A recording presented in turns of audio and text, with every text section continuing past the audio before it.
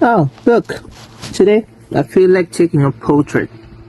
So, what features does Samsung have in portraits?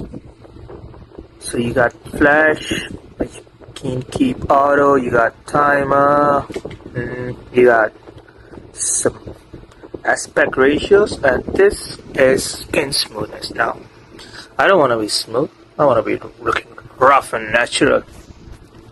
Now, I think my smooth is nice. Let's see, this is the blur. You can choose the type of blur. Is it studio, high kimono, which makes you black and white, and this is some backdrop which randomly changes, I think. And this color point would make everything black and white except your face. Now I'll just keep it simple and studio. Here I can adjust the light that's coming onto my face. Now one thing that you should remember is whenever you take a portrait, you should keep the sunlights coming against you. You should not be in the direction where your head just disappears in the light. It's not good. Now let's try and take it one.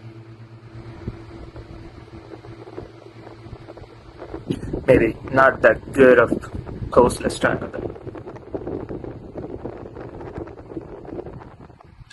Okay, now let's see. It could be better. It's not really good, so let's try editing. No. Let's change the background effect. Let's see. Nope, I'm not using it for something. This looks kind of good. This has a zoom and vignette around its spin. I don't know. I think this.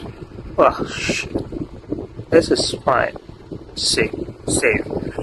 Now, if I could just change the filter to something contrasting. Okay. This.